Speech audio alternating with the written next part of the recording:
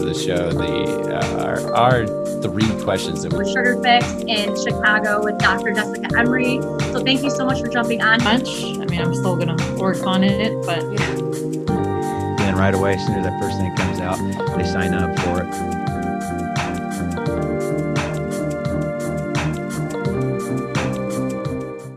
Hello and welcome to Dental Tech Chat. I'm your host, Allie, and today I'm excited to introduce to you a very special guest and another amazing lady boss who has inspired so many in the dental community. And I have the pleasure to be speaking with Irene Iancu, who is a Toronto-based independent dental hygienist who owns her very own dental practice, Toothlife Studios, that she just recently opened. And I'm so excited to have you here. So welcome to the podcast. Thank you. Thanks so much for having me. This is so great. Yeah, I was so excited. I saw that you were getting all this technology into your new place, and it's been so cool to see your journey. And I'm just so happy to see you here on our podcast finally. I know I've been trying to get you on, and I'm just so happy you took the time. So thank you again. No, I appreciate it. Thank you. It's nice. It's nice that people recognize kind of the hustle and how difficult sometimes it is to open a business, especially in today's climate. So I appreciate you having me on and chatting about all things tech. Yeah, I'm really glad to have you here and talk about this. And I really just wanted to commend you on, I can't believe, I mean, you've just grown so quickly within just opening of July of 2020, I'm pretty certain. And I know that I've got a little bit of your stats, like you just celebrated 450 new patients due to your social media.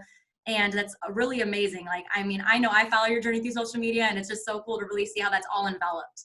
And it really, your hustle does not go unnoticed. And it definitely shows me, like, anyone, especially, who are wanting to start a business or get out there and do it, like, hey, you grab it and you learn everything you got to do from the foundation up, you can really just hit the ground running eventually. But like you said, this climate, like you are killing the game. All the infection control I've seen you put into your office, it's great. So I want to hear all about it. So tell me like a little bit about your journey getting where you are. Oh gosh, I mean, where do we begin? Right? I feel like, yeah, like started from the bottom, now we're here. That's right. All about that life. Yeah, All about it, yeah. girl. You have killed the game. Thank you. I feel like I've always known that I wanted to own my own practice, and I didn't really know how that would develop over the course of my career. I mean, I've been a hygienist. I graduated in 2007, so it's putting me in my 13th, almost 14th year of practice, and I've written and rewritten my business plan, I don't know, countless times until we finally were able to put the money down to make it happen. So we signed our lease in December of 2018, which seems like a decade ago, and started construction the following January. And it was, a rocky start, especially for a first-time business owner and a startup. We were learning everything as we were going, and we're thrown with some interesting kind of swivels in the plan. Delays on the landlord side, some delays on our side, and then ultimately delays due to COVID. Something as simple as, getting masks and gloves was challenging. And it was kind of surreal to think that something as little as sundries and disposables would be such a deciding factor on when we were able to open the practice. So I'm in the province of Ontario in Canada, city of Toronto, and we had some pretty strict guidelines on how we were to open a practice. And I could have opened a lot sooner and to be able to treat emergency patients. But as a startup, every patient is a new patient. And in my kind of core values, I felt like everyone deserved a fresh start in a new practice and doing things the right way. Working for lots of different docs in the past, some great, some not so great. I learned things that I loved and I learned things that I didn't love. And I tried to put all of those pieces together in a practice that I could call my own home and treat my new patients as family. And that's kind of the philosophy that I've shared and been able to cultivate with all of my team members. So it's been a journey, definitely. And for those that do want to kind of go from the beginning, I've shared all of those story highlights in my personal Instagram account and also on the office Instagram account. So you can scroll back to where it all began and see, an empty shell of an office, all full concrete without any plumbing or electricity, and see how that's all unfolded over the course of a year and a half, almost 2 years. It's cool to look back at and remember all of the little things like picking out floor tiles and picking out wall colors and deciding where the lighting fixtures would go, all of those little things that I knew nothing about when I first started. And look where we are now. 3 months in, we just Incredible. celebrated like quite a few hundred patients. You named it earlier. In a About very short 450. period of time. Yeah. Crazy. And That's great. I do have technology to thank for that. I do have social media to thank for that. And I can't take all the credit myself. I mean, my team has been fantastic. My husband has been amazing. Even my family members have been super encouraging in times where I felt adversity from the public. And the social media world has been a great world, but it's also been a very tough place to navigate, and times when you're already stressed out. So it's kind of, in a nutshell, Cole's Notes or Cliff Notes version of what that's looked like. Yeah. Thank you for sharing that story. I mean, you honestly have such an organic way you've built like your foundation, like you're saying, for like always keeping your followers, and even just your patients have now, like, they're your followers, and with this technology of having social media as used as your marketing platform. And not only that, but your brand in itself of just how authentic, as I was saying to you earlier before we got on, and you just have such a great way, I think, that you carry us, and you're just so transparent. And I just love that, like you're saying, you can see the floor tiles, you saw us the empty shell, and just been so neat to see like your brand, even Toothlife, and how in that enveloped and helped encapsulate like what you want to do for your patients, and really make this brand for yourself, but let us all know like we are going to be a part of like your dream. We get to get healthy smiles because you really care, you want to put the effort in, you train. So your team, like you said, your dream team is literally getting all of your knowledge from all the years you've put behind you as a great foundation. And I think that's what's really going to carry you forward and being a great business and practice owner. Like, you honestly have put the work in, and now you're going to keep building on it. I see you always on your CEs. Like, I just saw your Instagram feed, and I just love that you're always trying to push yourself to be better. And that's, what I want to do with connectivity and using networking and being with you here, and how dentists can learn from one another with using this amazing thing, social media, which I know some people are scared to get into, like you said, kind of goes back and forth, pros and cons, but really all in all, it's really great for, I think, the connecting and networking. Like, you and literally I think used social it. media does really have a bad reputation, because It does.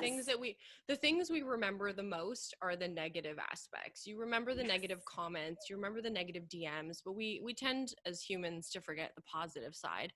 And for every one negative thing that happens, there's 5 to 10 other people that perhaps don't message you and say, I look forward to the posts, or I learned something from you. We forget all of those people that perhaps were inspiring on the background. And, being a dental hygienist and owning a practice, and I'm not the first person that's done this. I'm not the last person that's done this. I'm just the loudest. And I think, I shared with my team that our scope of practice as hygienists in comparison to dentists is quite limited. And if you draw a line in the sand of what scope of practice is, I always toy and play right at that line. And if it isn't for people and those that came before me that did just that, I wouldn't be able to open my own practice. I wouldn't be able to do orthodontic work. And perhaps I could be that person that helps move our profession a little bit more forward, even if it's just one step. So I think that's what's motivating me, is seeing new graduates. And I teach at a dental hygiene school, so I get to see a lot of new graduates come out, and they don't know right from left scalar. And eventually, they aspire to do big things, and they'll do more than I was able to do. And I'm proud that, I was able to maybe pave that path to make it a little bit more clearer in how to do it. So I don't know.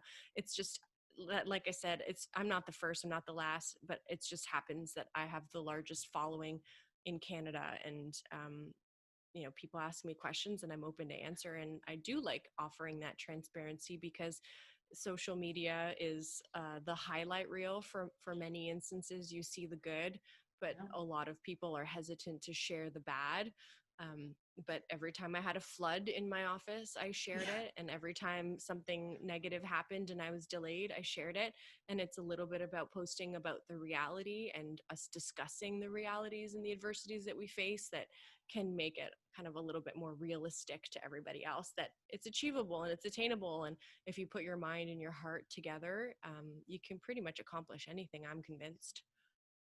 I mean, you couldn't have said it better. I mean, that is perfect. You just know, you put the work in, you dream it, you got to do it. It's going to be a lot of hard work. And I think it's really great that you're touching on how he's got such a bad rep.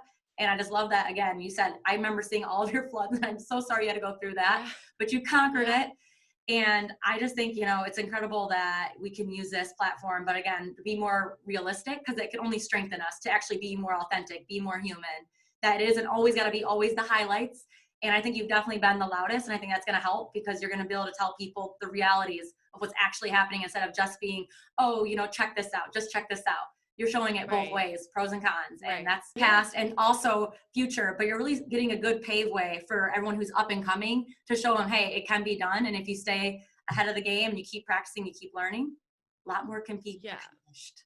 We're all human. Learning. Like I can't go out there and say I am the best person at doing X procedure. Like, I miss stuff. We all do. And it's being comfortable in discussing that you learn from it and you grow. And I mean, I look at social media and I look at some of the big accounts, and I learn from them every single day. I watched an awesome lecture today by Dr. Brian Harris, who I'm lucky to call a friend. I guess he's got hundreds of thousands of followers on social media. And he did just that. Like, in his Dentsply Sirona World Lecture today, he talked about how he once failed and how he used social media the wrong way. And I think that if we do that, if we talk about our victories and also our failures, it can only strengthen the future of our industry and our profession. Yeah, I think that goes hand in hand with everybody too. Like, even like your personal life, don't always dwell, just always celebrate your victories, but it's okay, be okay to fail so you can learn to be more. Our failures make us grow, So with that being said, that's really, really great points we've all touched on. And I'm so glad you shared that with us. And I know our listeners are really going to be inspired. And it's really been such an inspirational journey you've been on, getting your practice up and being, your own, like you said, just independent hygienist. That is so big. The new hygienists who also want to follow in your footsteps, that it can be done. It's not going to be an easy feat, but it's going to be done. And I just think it's incredible, the work you've already put forward. So thank you. Wonderful job. Thank you. It's so amazing. You. That's so nice of you to say it. Thank you. I appreciate that. You're so welcome. And this is going to bring me right into our really fun tech chat talk. So this is going to bring the first question. Let's do it. Let's do it. So it's going to be Diamond in the Rough. So it's going to be something you bought for your practice that has been really a big advantage, that you're really glad you found, that maybe not a lot of other practices have been using. Yes. Gosh, so many things. Yeah. I have to say that, okay, I'm gonna take it from the perspective of Google reviews and patient reviews, because I think the patient experience is the most important thing. And Absolutely. We often worry about, our three things in our operatory. We worry about time management. We want to get in, we want to get out, we want to bill as much as possible that's efficient in that time frame so that our ROI is high. We're utilizing our chair time properly. But oftentimes in that instance, we forget about the patient experience, and that in the end, there's a human being laying upside down with their feet hanging basically from the ceiling like a bat at your mercy, at your beck and call. You're turn to the right, turn to the left, swallow, chin up, chin down. And you're, this person is listening to everything that you say. And I think one thing that has been really helpful has been our digital and automated chart and forms. So on the tech side, I subscribed to a company called YAPI. YAPI, I don't know if you're familiar with or if you guys have talked about this in the past. YAPI is owned by a dentist in California. Her name is Dr. Gina Dorfman, who also has a podcast, BT Dubs. So if you ever want to interview her, you totally should. Yeah, it's called Beyond the Smiles with Dr. Gina Dorfman. And she created this system for her own benefit in her own practice. She was sick and tired of patients coming in 20 minutes earlier to fill out their forms. So I subscribed to YAPI, and YAPI does everything automated. So my front desk team on a startup, I have one receptionist, and I knew that her time was super valuable. And the last thing I need her to do is be confirming appointments for 2 hours a day. So YAPI sends out text message confirmations, email confirmations. It also sends out all of our new patient intake forms, medical history, dental history, insurance, our HIPAA forms, anything that you can think of that a patient would need to sign, including consent forms for procedures, are all done with that. So that was one of the best decisions I made as a startup, and it's expensive. It's expensive monthly if you look at it dollar to dollar, but it is cheaper than having to pay your receptionist X amount of hours per day, per week to get all of those things done. So I think as dentists and dental hygienists and practice owners, we try and limit how much that recurring rate is that we're paying per month. It's like, well, you know, we've got to pay for our practice management software, and we need to pay whatever other fees that we have to pay monthly. And we've got our bills, and we've got our water, and we've got our heat, and we've got our rental agreements. So one last thing that we want to deal with is tech, but I want to flip that mentality, and you need to automate as much as you can. So one of the best practice decisions I made was joining YAPI sooner and training my team and training my patients that this is how we do it. So they'll get a text message the day of their appointment, and in the text message, it says, do not arrive early. Fill out your forms before and do not arrive early. Now that is so nice. that we can, so we can just get to your treatment. Like, I don't want to have to sit there and give you 20 minutes to fill out 4 forms with a paper and a pen. And that has probably been one of the best things that people have commented about on in our Google reviews, which also get automated through YAPI. Like, I got a Google review while we were recording, a 5-star Google review from someone, because it automated, right? Yeah, and the Google text that's what we that need. They get, efficiency, right? The text that they get, I'm not at the office. I'm not even in the vicinity of the office. I'm on a podcast with you. Yeah. And YAPI is working for me at 8 p.m. on a Tuesday night, or whatever night. It's Tuesday, right? Sending out text messages saying, hey, thanks so much for coming today. Did you have a great experience? Is there something that really stood out? Shoot us a Google review. Here's the link. And it works, because that is what everyone is looking at these days. They're looking at what other people are saying. They want to get some sort of a feeling of what that appointment will look like. So I hope that answered that question. I mean, there's so many other things. Like, no, that is wonderful, because like that has got to be a key aspect, I think, right now. Like you're saying, tech wise, going 100% paperless and being there for like getting the time under control for your patient right away. That has to be such an amazing process. How instantly, boom, text messages with the alerts, like that has got to go a long way. That is such a great piece of key technology that I think every dentist, if they're not, or hygienist who's running their practice, they need to be using that. Like you're saying, it's going to streamline. Nobody answers their phone anymore. It cuts so much time. No. Like, who answers their phone? I see a phone call and I let it go to voicemail, and it's like, and in my voicemail, it says, thank you for reaching Irene. A text or an email is preferred to a voicemail, but if you must leave a voicemail, please leave a message at the beep and I'll get you back. There you go. So like, I will be more inclined to answer a text or an email versus someone leaving me a voicemail saying, hello, this is Irene from Toothlife Studio. You have an appointment on Tuesday at da-da-da. Please call me back to confirm your appointment. That's like time lost on the admin side and then time lost on the patient side. Ain't nobody got the time for that. So no, they don't. We tell them from the beginning. Right from the beginning, you're booking an appointment. Welcome to the office. Thank you so much. You will not receive a call from us. Everything is done via email or text message. Are you okay with responding to confirm your appointments over text? And we do that right away, like from the very first moment that they begin to start their journey with becoming a patient at the office. And everyone's like, thank God. Like, thank God I don't have to answer your phone calls anymore. I think what you're doing is, you're saying you're being the patient. What does the patient want? Because I mean, we're just going, use this old school. I'm not going to say it's completely old school way where it's all paperwork and forms, but I mean, me growing up, and I'm certain you, right? That's all you know is school girl. Yes, girl. Okay. Girl, I'm not trying to, don't try and sugarcoat it. Stop. Don't do it. It's old school. We're not old school. We're not. Yeah. And you guys have, I mean, like you say, time is everything. It's going to be so much more efficient. And I think your guys' patients really get the payoff for that. And you as well, it's going to be like, okay, and you're not going to miss any detail in a message because you can go back. Because what if someone forgets to tell you something? I mean, same with the email, you could forget, but like you can just go right back and just resend it. Okay, now you've got the feed to look back on. I mean, when you have several messages to listen to, sometimes it's like you're not listening to every detail.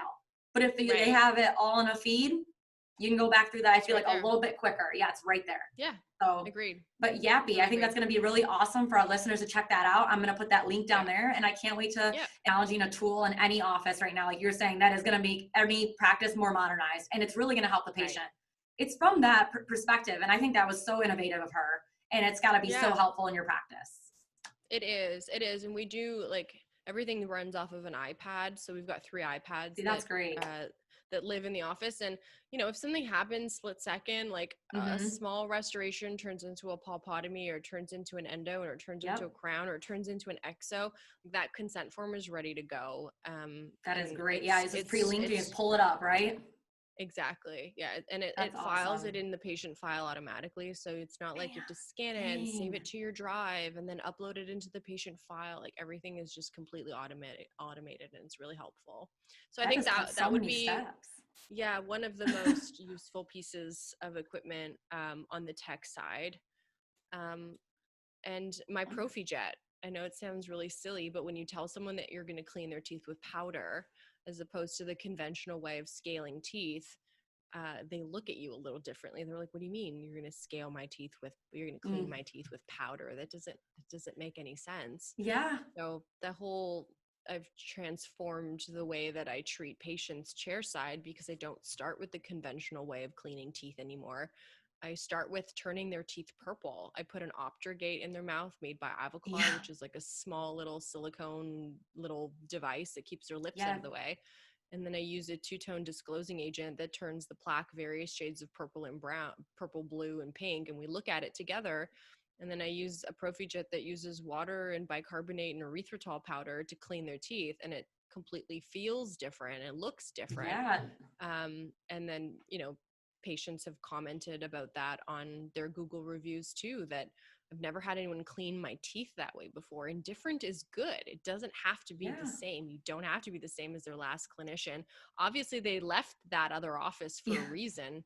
And I tell people that I ask them when they come in, like, what did you love about your last office and what did you hate about your last office? And like, what do you mean? I'm like, what types of treatments? What do you remember? What types of smells, about tastes, sounds do you remember? What triggered you to say, I don't like going to the dentist?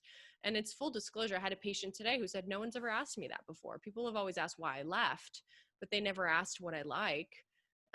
And I mean, that has been really helpful too, because if we don't like something, then we need to pivot and we need to find another solution, not like hammer them over the head with, no, we must do it this way because this is the only way I'm comfortable doing it.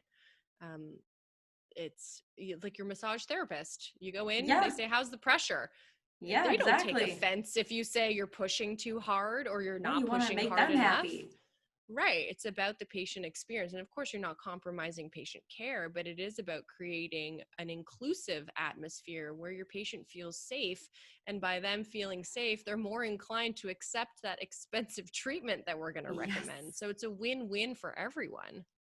Yeah, the second they're feeling comfortable in your chair, it's going to make the heck of a difference. They're going to want to keep coming back. And again, like you're saying, that patient comfortability is number one, making sure they feel safe. And I think right away, I think having the right policies, procedures, and tools, they're going to know like you really are going to care and you're in front of the game on being innovative and putting them first and their emotions and asking them the proper questions. Hands down, the best thing any dentist can do, or hygienist, sitting in there and asking these proper questions. For sure. Agreed. Yeah. And that product, I think you might have answered my second question right there for me, which was great. So it's no risk, no reward. And this is going to be something that you bought that was big time and money, but has been also an advantage. So was this that same product for you that you got into the practice, was the teeth cleaning, or would there be another piece of equipment that you'd like to share with us? That'd be like your no risk, no reward. Yeah, no, I think it for sure would be my Prophy Jet.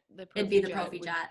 For sure. Yeah. I mean, it sounds like a really awesome piece of technology that no one knows about really either. No, it's an expensive piece of equipment that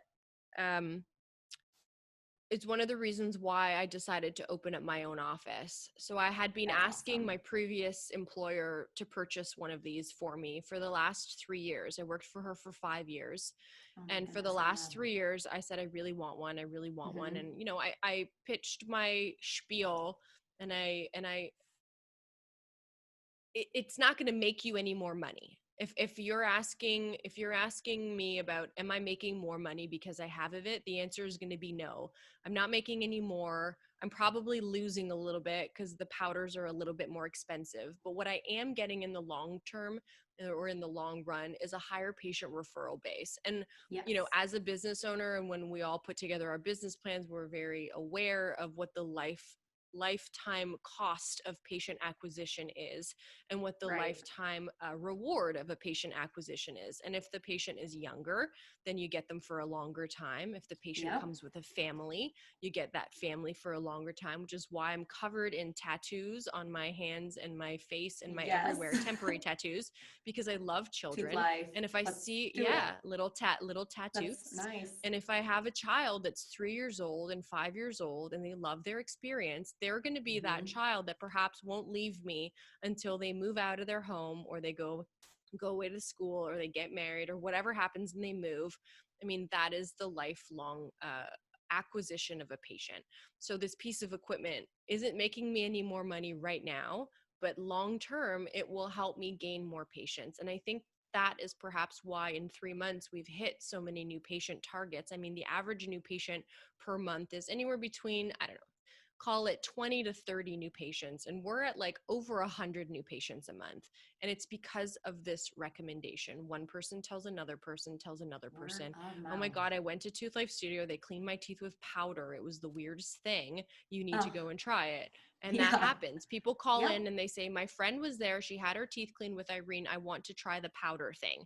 And my receptionist, Julie, finally said, what the heck is this powder thing that you're using? So I picked her up and I put her in my chair and I said, I'm cleaning your teeth and I'm going to clean your teeth the exactly same way that I clean everybody else's teeth. And what do you think Julie said? Holy Irene, I've never had that done before. This is amazing. Everyone needs to come here. So I feel like that is the cost of equipment sometimes will better you in the long term, perhaps not in the moment, but hopefully in the 5 to 10 year span. And again, experience comes down to everything too. And it's something that maybe everyone has had done. Like you said, like she's like, what is this powder thing? Again, like this is going to be maybe a new innovative way to actually start cleaning teeth. The more people might hear about this, or again, like you said, if the price point's just too much. It's been around for a decade. It's just and people don't buy it for their team members. I begged and I pleaded for 3 years until I finally said to my boss, if you don't buy me this, I'm leaving. I'm leaving. I'm going to open up my own practice. And when I gave her my 2 weeks notice, she said to me, is it because of the powder thing? Because I'll buy it for you. I mean, it's an $18,000 piece of equipment. It's like, you know, pennies in the bucket when you think about how much my op produces in a month. I produce $20,000 to $30,000 in hygiene a month. Like that's and one she couldn't month get you the machine that was gonna just keep benefiting. She didn't want to because she doesn't use it. So it's easy for someone to say, I'm going to go to a course and I learned all about this biolaser and I can cut teeth using water and laser. And my team doesn't use it. So if you don't use it yourself, it doesn't mean that someone else can't use it to better your practice. Right. Absolutely. I think implementing and, you know, using what your team wants to use to keep advancing your practice does not beat, you can't beat that. I mean, if like you said, it was going to make you do a better, or not even that, you enjoy to use it to do your best job. You like that piece of technology and you're happy with it. You should definitely be her benefiting from it. Like you said, you were already getting turnover and it was only going to keep adding to that. And I think, again, you getting this experience realm of people never having this done, which is crazy. It's been around so long. So this is also so interesting to me because even the clinics, they're not using it either. So this is so neat to have for our listeners to hear about. And your question of the evening, which is called our flop. So it's going to be anything you bought that you thought was going to be an advantage. And I know it's quite new, but again, it could be anytime you've ever used a piece of equipment that you thought you were going to love and then just didn't turn out the way you thought it was. And you just kind of don't use it as much. Flop. What's flopped? Yeah. I don't really think that much is flopped because I was very strategic. I was on a tight budget and I was very strategic with what I've purchased. Yeah, I really don't have anything that's flopped. I mean, I've bought like some silly stuff off of Amazon and some silly stuff off of eBay, like different types of mouth props and retractors, like those little gimmicky things that it's like, oh, I should try this. It kind of looks cool if I were placing sealants or if I was doing like whatever, something small in the posterior. So like some of those things I've probably spent like a few $100s on little tchotchkes, like little dental versions of tchotchkes. That are sitting in the back of a drawer. But really, I've been intentional with my purchasing because I don't have a lot of money to be able to blow on stuff. You know, I do have some regrets that I didn't purchase stuff sooner. Like I regret that I didn't purchase a panoramic x-ray or a 2D extraoral x-ray. So I think I could flip it the other way and say there's not a lot that I didn't buy that I wish I didn't buy, but there's some stuff that I wish I did buy sooner. So yeah. Hey, well, it goes, I think, I think every person, again, you learn from really just, you're just learning from the experience. Like you're saying, you had a tight budget, you're going to put in, right away, what you were going to need, right? What was going to be most beneficial and that you knew you were going to use. But again, that goes hand in hand, right? So pros and cons to what equipment you thought, you wanted probably to implement sooner. But was it because of, like you said, the budget, or you just weren't sure, so you want to do more research to then get it in? Just, yeah, no, it was interesting. Like the business plan had changed, and as a hygienist, I was skeptical of myself, and I was skeptical of like, okay, well, am I going to actually use this pan right away? I didn't think that our office would be this busy. I didn't think that we would have this many patients. If I look at my business plan, I think I averaged per month like 10 or 15 new patients. So I thought that when I first opened my doors, there would be days where I would go to work and I wouldn't see anybody. I would have no patients. And, some of the forums that I belong to and other docs that I'm friends with that have started startups, they said just that, like, don't be upset and don't cry and don't be mortified if you go to work on one day and you don't have any patients or you have one patient. So I took that to heart and I said, okay, well, if that's the case, then I need to be able to float my loans. I need to be able to float my rent. I need to be able to pay my team regardless of having a patient or not. And that is something that I hold true to. I don't send anybody home. If they have a half day or we have a cancellation, like, I will pay you for your time because I respect my team and I know that it won't be like that forever. So perhaps I don't get to drive around in the cool, fancy new car like some of my colleagues do. But I'm okay with that because I think building the respect of your team is the most important thing. And without them, you can't get very far. So, I didn't buy the panoramic x-ray and I didn't buy some of the other pieces of equipment that I would have liked. And that's okay. Now I know moving forward, what I would do with practice number 2 and practice number 3. You kind of learn from it and you grow and you pivot. Yeah, you do pivot. And I mean, you're just doing such a great job. I mean, overall, like you said, team's everything. And I think that's really going to benefit you in the long haul because you're going to have you're going to have your back and you're already setting yourself up for success. At least, you heard your colleagues out. You obviously definitely put them in a, you're not taking it with a grain of salt. You're making sure that it was implemented correctly. And you really just go a long way and you've done the right thing. Yeah, totally agree. Yeah, I think that's important for everyone to remember. Yeah.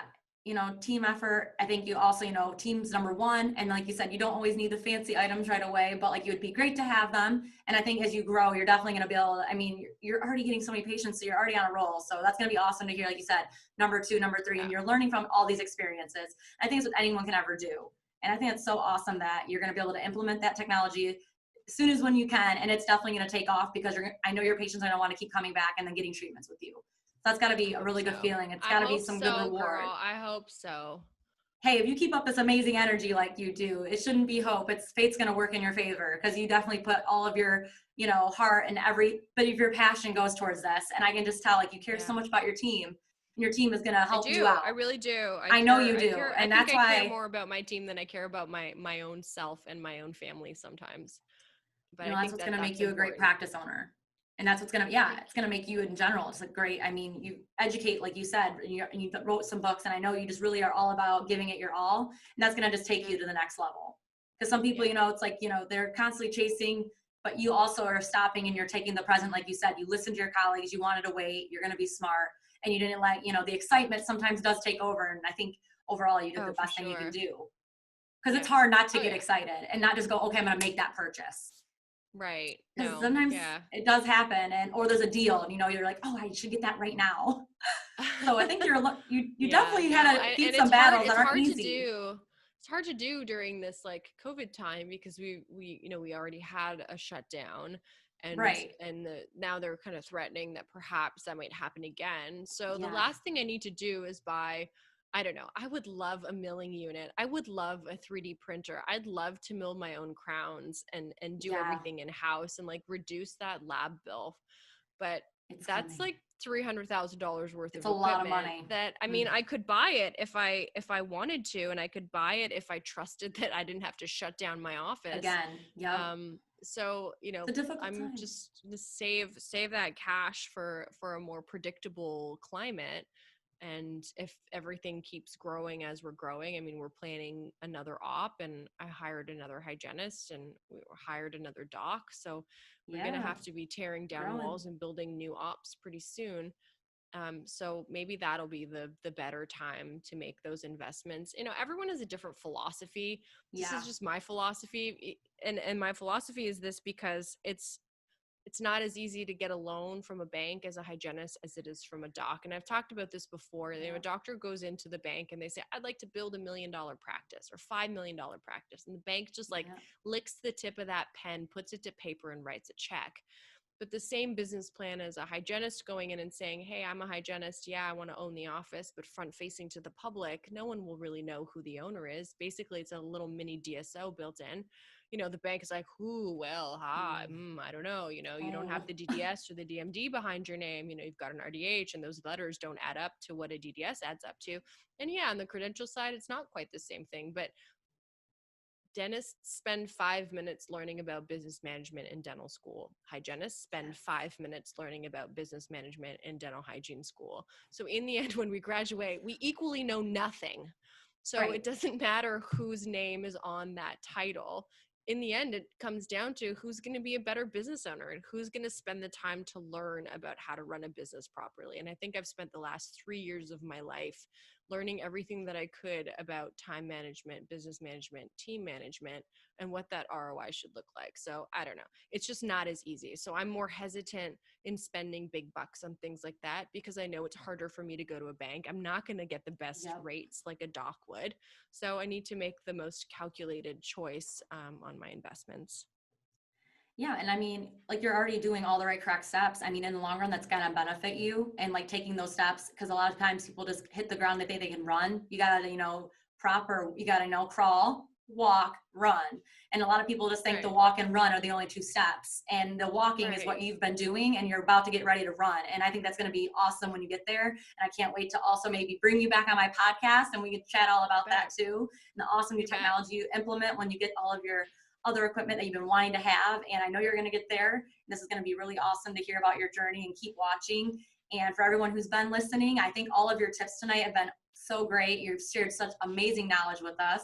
And I really am looking forward to seeing you keep growing over there in your new studio. And I just want to say thank you for sharing with us all of the amazing advice tonight on the podcast.